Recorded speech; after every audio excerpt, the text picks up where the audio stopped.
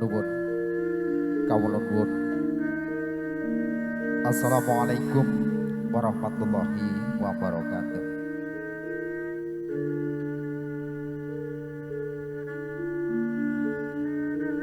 Nuwun namit dalem sewu kalilanana kawula hamiyak subasitom yang tata krama hangkepil kamaradikan nyegek ingkang samya wawan sabda hangandhik ingkang lumaksana nedya awrat denya kawula piniji dadya jejering pamiyawara panganting wicara kang murih hamranitisaken mungguh tumapaking adicara kirap agung putra Arafi Diparamadan ingkang tumapaking dinten samangke pusya sembada anatepi Darma Khitab. Ananging saderengipun jangkep mangken kawula ngayahi pangkarayan langkung lumiyin sumangga kawula dherekaken hampa muji dhateng Sih Wilasaning Gusti. Labet ageng nugraha kang wis nyurawentah temah kula dalah panjenengan sedaya saged nyawiji kempal manunggal sak kasaming sasana Bali winangkun adi tarub agung ingkang ginelar wonten dalemipun Bapak Adi Saputra Gotrah Ibu Fatimah kanthi hanyandi raos bagya kelawan mulya labet ageng nugrahaning Gusti ing wasana kunjuk syukur alhamdulillahirabbil alamin. Sholawat saha salam mugia tansah katur kunjuk minangka tandha bekti tuwin hangalembana mring Sang Punarwa Suci nenggih Kanjeng Gusti Nabi Muhammad sallallahu alaihi wasallam ing pengangkah mugia wiwit ing jagat gumelar nganti untung kaping yaumil mahsyar. Kula panjenengan sedaya kadhangkena dados umat pendherek ingkang badhe kaluberan syafaat satemah saged slamet donya tumusing akhirat. Amin ya rabbal alamin. Monggo kala mangsa kang jinangka titiwanci kang kahesti kiraping Bagus Arafli Diparamadan nalika semana wis nyemijil sangka sasana Panti Busana purna kenya amaes diri anglulur sarira angrasuk busana tamah mijil sangka sasana pamondokan ing mangke badhe dipun adani kirap agung kang sembada piniji dadya jejering Sang Suba Manggala nenggih Tihayu Novi ingkang samangke juru sumbaga kang kepareng hangayahi karya panjenenganipun Ibu Yuni Sigit pelaminan sak gotrah luwung saged.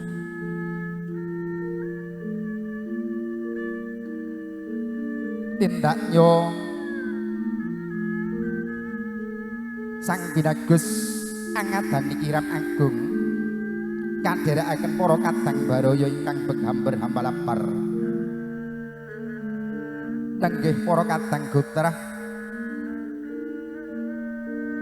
nedya wis nyuwarsa mati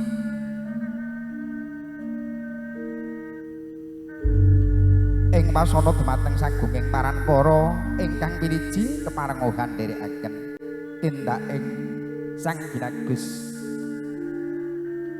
lumampah lon-lonan kadya satriya kang lumampah binayang bayangkari.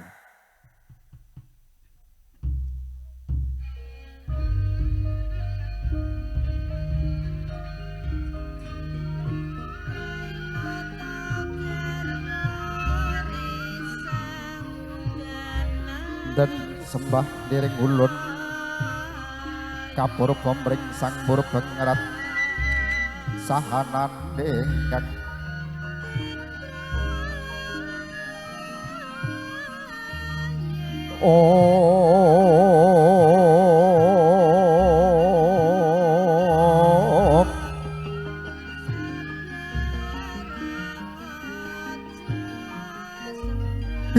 Bismillahi tawakkaltu.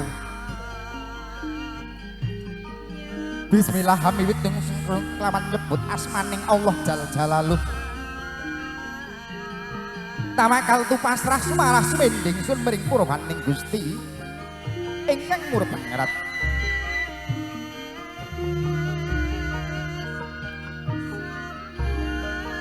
Sedurung sun hamong nulat lakul kasing Waliullah Kanjeng Sunan Kalijaga kang wis hamedhar pucah luhuring mangsa lalu. Lumantar sadingah kang kumremjah kanthi tindak sepecak. Tembung sekelimah sedaya kang hangemu sudama dimening tinulat.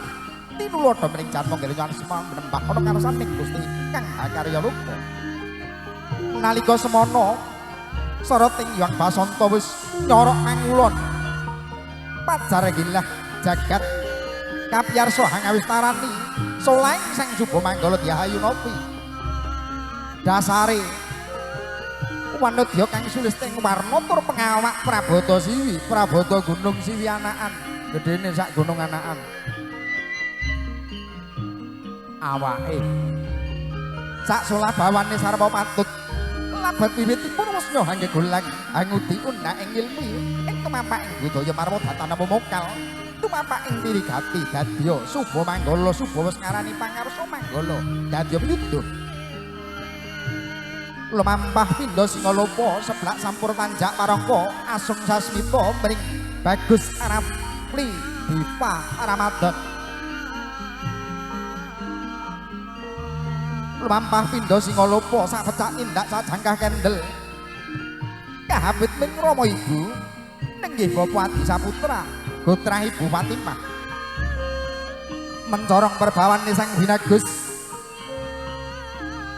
Wusana Amemba Satriya Gung Binathara Puluk Kanigara Hamimbuhi Perbawa Pindha Pangeran Pati kang ngarsa wini suda Balut duru cemeng arasukan narek menang saka lamun tagya lumaksana kasunaring pandam durung pating galep biar pating calorot pindha tatit sisiring langit.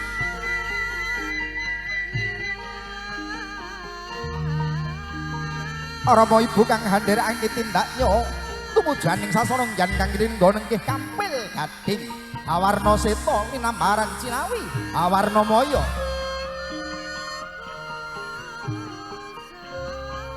Sinambung buntat para kadang Baroyo kapernah bapa paman kapernah eyang andherekake tindaknya sang Binagus mracifat lamun tok ageng ya katresnane.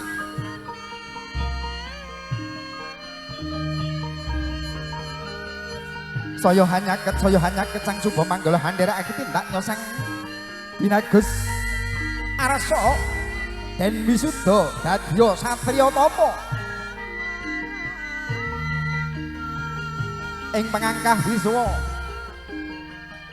dadya satriya tama arum kusumaning bangsa temahan junjung dhuwur amen jara mring luhuring asma Sutarmanira. Dup wiwes nyata mengking sasana jangkang rirengga sang Suba Manggala asung sasmita mring Rama Ibu arsa den sungkemi mring Atmajanira.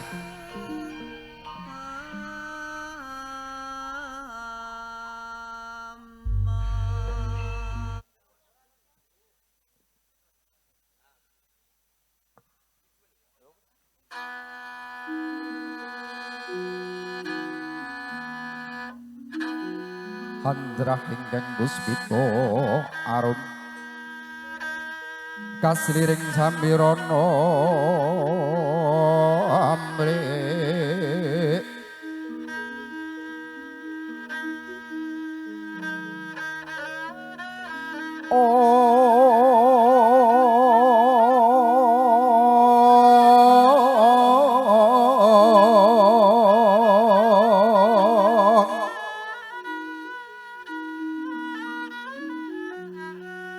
sekar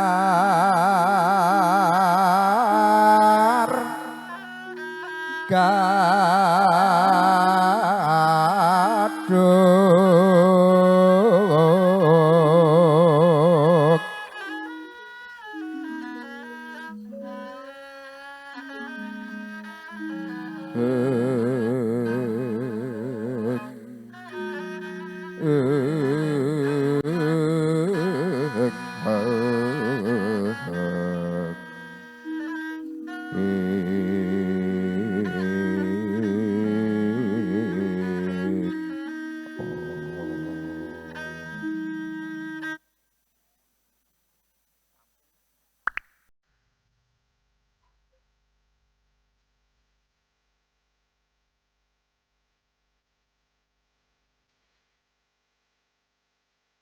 Adik Rafli untuk duduk karena hari ini Adik Rafli diwisuda sebagai satria kang wis pancing alam ping padya alangkah diwasane di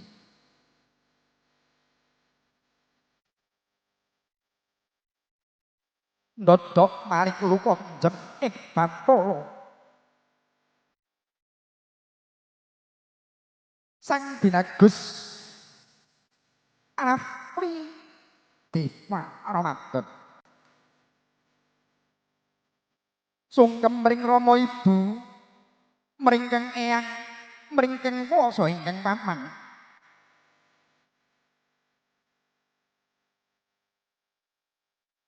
sungkem mekang kapiyarsa tandem tajem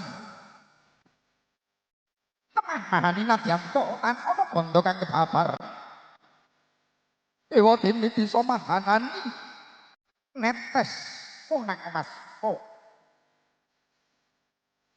awit ingkang rama lawan ibu pasang kaya lagi wingi kaya lagi wingi sira tak gendhog sira tak popong ya ndak gudang ndak gegadang jebul dina iki sira wis kapiyarsa dewasa wis sembada sira hangatani kitab ya tetak tegese sira iku wis manjing alamat ya alam dewasaning diri kawitane dina iki sira wis kapatrapan dawuh syariating Gusti nyang sunai Kanjeng Nabi ndak gegadang ndak puja atmajake kang binagus siang pantaraning rati mugi Gusti ngijabahi nggih sira dadya satriya tama satriya sangka tembung sa sawiji tri telu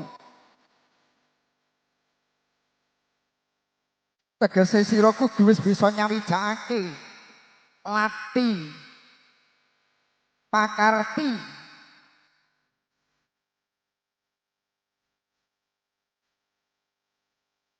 sira kudu bisa netepi dadya satriya tama kang anjunjung dhuwur sipating bawa leksana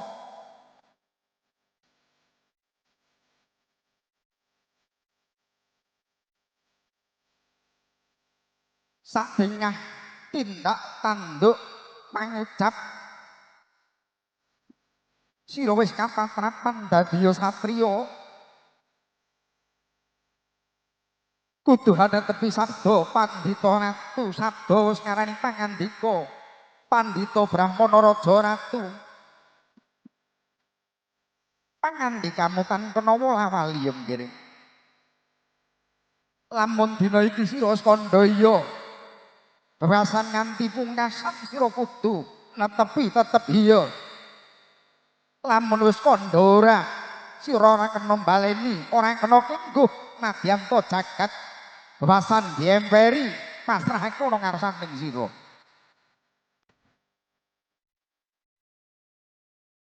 awit teges yen sira wis bisa netepi jiwa kang kaya mangkono teges sira wis bisa hanjunjung dhuwur mendem jero marang luhuring asmaning wong mampu sira ndak gadang ndak uja dadi anak anung aning dita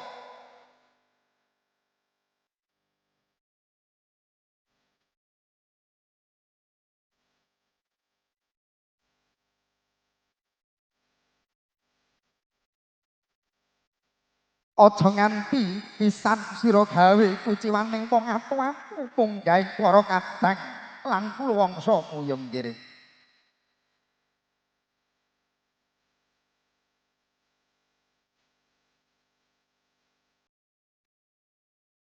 Hyang Prabasini wis tandha ngangulun katameng hima.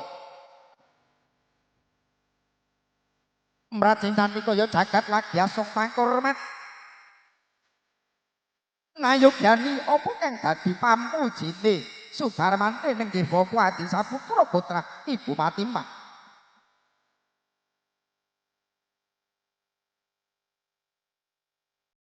Ing pengangkah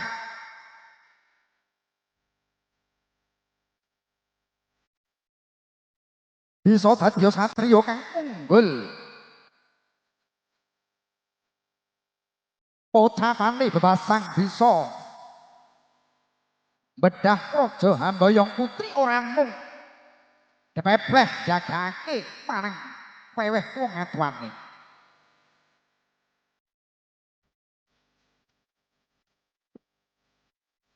Nanda kaya mangkono mracinani pertandani kalebon kadius paripurna kirap ping sang binagus Rafli di Paramadan mesem sumamburat jroning paradaya kunjuk syukurana karsan Gusti kang akarya rupa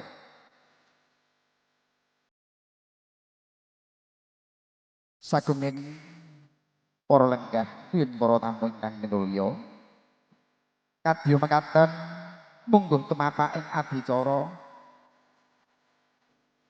panggih tindak nyoseng binagus mapan ana ing sasana lenggah adi dening ngenggana kawula ingkang piniji nglenggono kathah nepat nyuwun pangapunten kawula cekape billahi taufik wal hidayah. Wassalamualaikum warahmatullahi wabarakatuh. Kundur dumateng Yudiwa sarta Ibu Kijak. Monggo